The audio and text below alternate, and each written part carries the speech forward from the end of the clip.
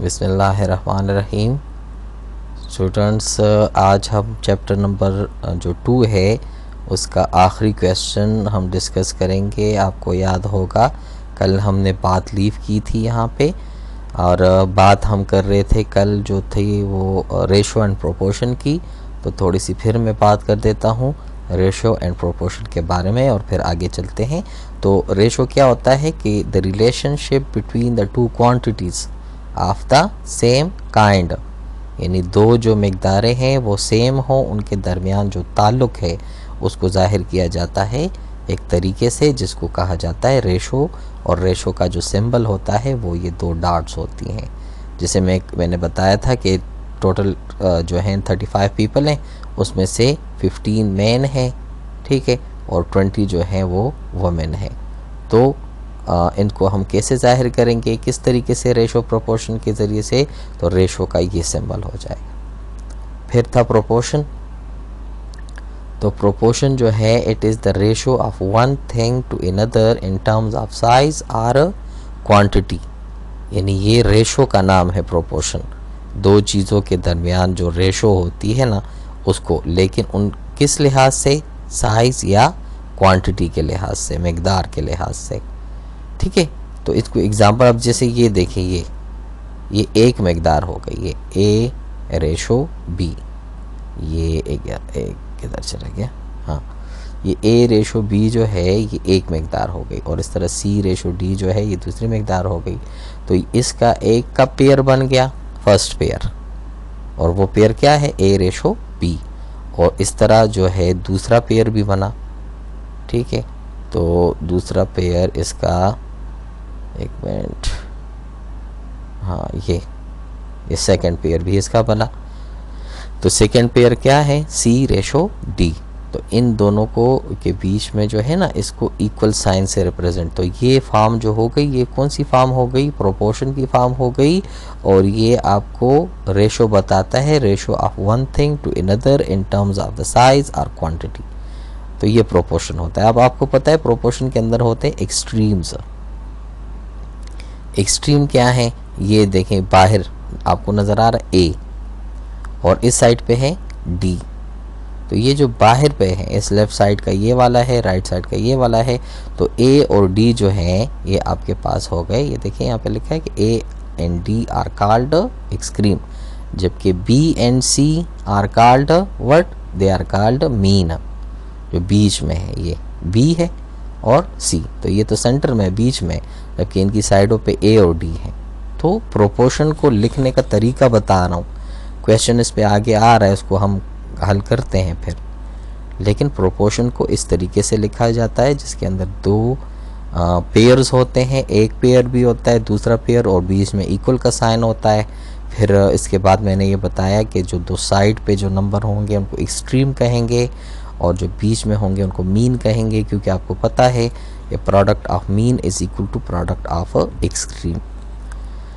तो अब इसमें से है ना आपके पास A B C and D, ये आपके पास वैल्यूज़ हैं, कोई सी भी वैल्यूज़ हो सकती हैं, 2 4 6 8 जो भी आप इसको कहें, लेकिन ये वैल्यूज़ हैं। इनमें से हमें 3 वैल्यूज़ मालूम होंगी और चौथी मालूम करेंगे।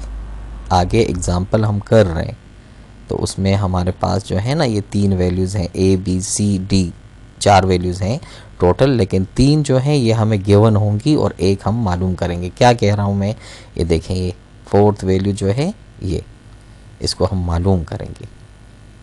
तो उसका रूल क्या है कि product of mean is equal to product of the extremes.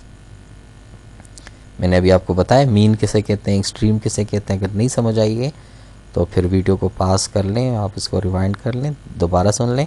तो ये रूल है। अब मैंने बताया 3 चीज़ें हमें मालूम होंगी, चौथी हम मालूम करेंगे। तो अब यहाँ पे इसके एक एग्ज़ाम्पल पहले लेते हैं, क्वेश्चन लेते हैं। फॉर एग्ज़ाम्पल आप कंसिडर करें कि बायोलॉजिस्ट जो हैं wants to know how many sparrow would be infected from malaria if he allow Culex to bite 50 sparrow। आपको पता होता है ना जो मॉस्कीटो होते हैं इसमें दो किस्म के हैं। क्यूलेक्स मॉस्कीटो जो कि स्पैरो को मलेरिया की बीमारी लगाता है, और एक है एनोफिलस मॉस्कीटो जो कि ह्यूमंस को लगाता है। तो अब एक बायोलॉजिस्ट है, उसने जो है ना 50 स्पैरोज लिए और उनके ऊपर जो है मॉस्कीटोस को छोड़ दिया। तो अब वो ये जानना चाहते हैं कि इन 50 लोगों में से कितने लोग जो हैं वो इफ़ेक्ट होंगे। ठीक है, ये कैसे मालूम करेंगे? ये रेशो एंड प्रोपोर्शन के तरीके से मालूम करेंगे कि 50 स्पैरो के ऊपर मॉस्कीटो को छोड़ दिया गया, तो 50 में से कितने मालूम होंगे जो बीमार हो जाएंगे मलेरिया के। तो चलिए, इनके पास ये डेटा है, कुछ मौजूद है। ये डेटा क्या डेटा है कि टोटल 10 स्पैरो में से 6 स्पैरो जो हैं वो उनको मलेरिया लग जाता है। ठीक है, टोटल कितने हैं? 10 में से कितनों को मलेरिया लग गया? 6 स्पैरो को। ये देखें, ये डेटा है जिसको हमने बात की थी ना, डेटा डेटा डेटा। तो ये डेटा जो होता है, ये डेटा लिया जाता है। तो अब देखिए पहली रेशो क्या बन जाएगी, ये कि 10 में से 6 स्पैरोज को मलेरिया लग जाता है, तो 50 में से कितनों को लग जाएगा? देखिए समझ आई ना बात। बायोलॉजिस्ट क्या मालूम करना चाह रहे थे कि उनको ये मसला था कि टोटल 50 स्पैरो हैं, तो उसमें से कितने जो हैं वो इफ़ेक्ट होंगे।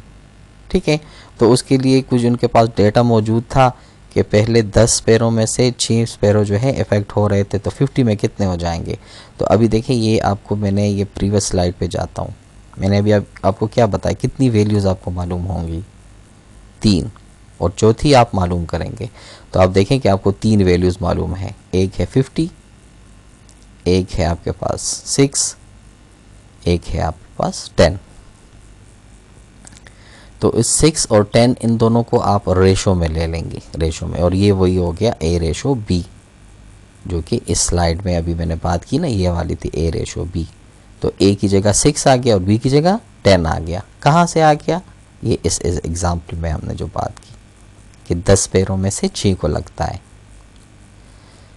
तो ये एक आपके पास एक पेयर बन गया। अब दूसरा पेयर कैसे बनाएंगे कि 50 में से कितनों को लगेगा? तो ये रेशो बन जाएगी X रेशो 50, ये इसका नाम होगा C रेशो D। तो ये आपके पास ये इक्वेशन जो बन जाएगा A ratio B is equal to C ratio D।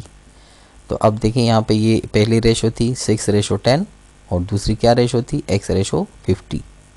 तो इसमें प्रोडक्ट ऑफ मीन कौन सा है? मीन पे कौन से नंबर है? 10 और X। तो आप देखें ये 10 और X जो है इन दोनों को मल्टीप्लाई किया है। इस तरह एक्सट्रीम पे क्या है? एक्सट्रीम पे 6 है और 50 है। तो product of mean is equal to product of extreme. ये 10 और X जो है ये मीन के नंबर है, ये दरमियान के, और ये 6 और 50 जो है ये एक्सट्रीम के नंबर हैं, यानी साइडों पे। तो अब देखिए इनको मल्टीप्लाई कैसे करते हैं। ये जो आपके पास है ना 6 मल्टीप्लाई बाय 50, ये देखें, ये इस साइड को भी 10 पे डिवाइड कर देंगे और इस साइड को भी 10 पे। तो 10 के साथ कैंसिल हो जाएगा और यहाँ पे नीचे जो है वो 10 रह जाएगा। मतलब इन दोनों को आप मल्टीप्लाई करें, 6 मल्टीप्लाई बाय 50 तो क्या आ जाएगा? 300। 300 को आप डिवाइड कर देंगे किस पे? 10 पे। तो आंसर क्या आ जाएगा? 30। तो इसका मतलब ये हो गया कि 50 में से 30 स्पैरो को जो है वो मलेरिया लगेगा। ये आंसर है इसका। इसका आंसर किसने मालूम किया, किस तरीके से मालूम किया? That is called ratio and proportion. अब आखिरी क्वेश्चन है इस चैप्टर का, फिर कल से इंशाल्लाह नेक्स्ट चैप्टर स्टार्ट करेंगे। तो ये आखिरी क्वेश्चन है अबाउट के how mathematics is integral part of the science, कि मैथ्स जो है ये साइंस का एक अहम हिस्सा है। कैसे? तो साइंस में जो है ना, मैथ्स में कहा जाता है कि maths is the mother of a science. तो मैथ्स का ताल्लुक फिज़िक्स में तो बहुत ज़्यादा है, केमिस्ट्री में भी है और इस तरह बायो में भी है। तो relationship of biology with mathematics is emerging, यानी मैथ्स का जो ताल्लुक है बायो के साथ, यह भी इमर्ज हो रहा है। और इस फील्ड का नाम है, इस ब्रांच का नाम है बायो मैथमेटिक्स या मैथमेटिकल बायोलॉजी, जिसमें कि कैलकुलेशन की जाती हैं बायोलॉजी के लिए।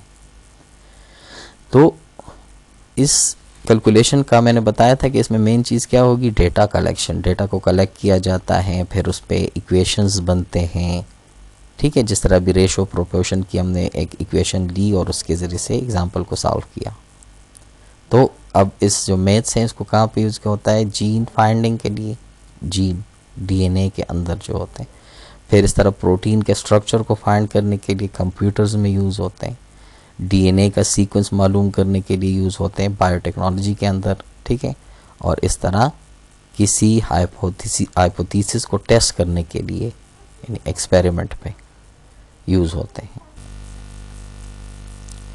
तो इस तरह ये तमाम जगहों पे जब मैथ्स का इस्तेमाल हो रहा है तो मैथमेटिक्स जो है ये बायोलॉजी का इंटीग्रल पार्ट हो गया। यानी इन बीमारियों को फाइंड करने के लिए जो जो इंसान को लगते हैं, इस तरह इसके अलावा भी इसके बहुत से यूजेस हैं जो आपको स्क्रीन पे नज़र आ रहे हैं।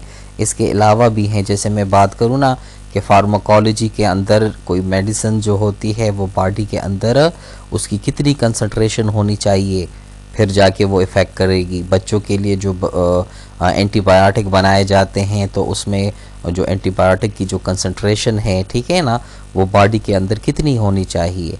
तो ये एक छोटी सी एग्जांपल मैंने दिया आपको फार्माकोलॉजी के रिलेटेड। इस तरह हर पार्ट के अंदर, तो मैंने आपको स्टार्ट में बता दिया कि मैथमेटिक्स जो है वो है मदर ऑफ साइंसेज। इसका इस्तेमाल हर जगह पे है, लेकिन कहीं पे कम है, कहीं पे ज़्यादा है, लेकिन है ज़रूर है। अब बायो के अंदर भी है, केमिस्ट्री के अंदर भी है। तो इस तरीके से ये तमाम चीज़ें जो है ना अहम हो जाती हैं कि ये पढ़ते हैं हम सब, ठीक है। तो इस चीज़ों को याद कर लें और कोई मसला होता है तो फिर आप पूछ सकते हैं। कल जो है ये देखें, ये एक्सरसाइज है आपकी बुक के जो MCQs हैं, शॉर्ट क्वेश्चंस हैं, लॉन्ग क्वेश्चंस हैं। तो इन पे आप ख़ुद से सोचें। फ़िलहाल जब स्कूल ओपन होते हैं तो फिर जब वापस आते हैं ना तो ये चीज़ें आपको फिर हमने करवानी भी है, लेकिन फ़िलहाल चूँकि ये एक असाइनमेंट के तौर पे आपको मिल रही हैं। और यहाँ पे एक्सरसाइज के अंदर जो पहला क्वेश्चन है MCQs का है, ये तमाम देखें आप, ये MCQs थे ये वाले यहाँ तक। ये वाला जो है ना शॉर्ट क्वेश्चन स्टार्ट हो रहे हैं। तो शॉर्ट क्वेश्चन में जैसे है पहला कि what is science, how does it work. तो इसका तो हम जो है ज़िक्र कर चुके हैं क्वेश्चन नंबर 1 में, इसलिए क्वेश्चन जो 1 है वो आपको इसका आंसर, तो ये इसमें ज़्यादातर हम कर चुके हैं। इस तरह दूसरा है कि control group and its importance in scientific study, ठीक है। अगर आपको याद हो कि एक्सपेरिमेंट का जो स्टेप होता है उसके अंदर 2 ग्रुप होते हैं, एक होता है एक्सपेरिमेंटल ग्रुप और एक होता है कंट्रोल ग्रुप। तो ये कह रहे हैं कि कंट्रोल ग्रुप जो है उसकी इम्पोर्टेंस क्या है, ये वाला जो सवाल है क्वेश्चन नंबर 2 में, ये इम्पोर्टेंट क्यों है। तो इसका आंसर क्या है कि control group is use as the standard in experiment which remain constant throughout the experiment. यानी ये जो कंट्रोल ग्रुप होता है इसको एक्सपेरिमेंट के अंदर एक मयार के तौर पे यूज़ किया जाता है, स्टैंडर्ड के, इसके साथ चीज़ों को कंपेयर किया जाता है। जैसे अभी आपने केमिस्ट्री के में मैंने बताया कि रिलेटिव एटॉमिक मासेस में जो मास नंबर होते हैं उनको कंपेयर किया जाता है कार्बन 12 के साथ। तो इस तरह एक्सपेरिमेंट में कंट्रोल ग्रुप के साथ जो है ना बाकी तमाम ग्रुप्स को कंपेयर किया जाता है। तो ये इसकी इम्पोर्टेंस हो गई। इस तरह इसके अलावा कि the experimental group is tested and variation are compared with the control group. तो कंट्रोल ग्रुप के साथ जो एक्सपेरिमेंटल ग्रुप है उसको टेस्ट किया जाता है और फिर जो है वो वेरिएशन जो होती हैं, जो चेंजेस होती हैं, उनको निकाला जाता है। So on the basis of this comparison and conclusion is drawn from the experiment. और जब इन चीज़ों को कंपेयर किया जाता है तो फिर इससे हम क्या चीज़ निकालते हैं, इससे हम निकालते हैं कंक्लूजन, नतीजा अखज़ करते हैं एक्सपेरिमेंट के लिए। तो ये जनरल से क्वेश्चन है। मतलब यहाँ पे आप तीसरा देख लें, word deduction were develop during the study of malaria. तो इसका हमने जो जिक्र किया है क्वेश्चन नंबर 3 में किया है। इस तरह how Ronald Ross conducted the experiments to prove that mosquito were involve in the spread of the malaria. ठीक है, रोनाल्ड रोज ने जो एक्सपेरिमेंट किए और उससे उसने पता चलाया कि मलेरिया की बीमारी कैसे कैसे लगती है। तो ये तमाम हम कर चुके हैं। इसका ताल्लुक क्वेश्चन नंबर 3 से है। इस तरह लॉन्ग क्वेश्चन है। फिर तो एक्सरसाइज इसलिए नहीं कर रहा हूँ, दो वजह हैं। एक तो ये है कि आप ख़ुद से इसको सॉल्व करें तो आपका नॉलेज इंक्रीज़ होगा, आपकी जो कंसेप्ट हैं वो डेवलप होंगे। और दूसरी बात ये है कि जब आप क्लासेस अटेंड करेंगे तो उसमें जल्दी जल्दी से इसको कर लेंगे। जल्दी जल्दी इसलिए क्योंकि डिटेल से बात जो है लेक्चर में हो जाती है, तो एक्सरसाइज जो है उसके बहुत से पहलू वो कवर हो जाते हैं इसलिए। तो अब टिल देन अल्लाह हाफिज़।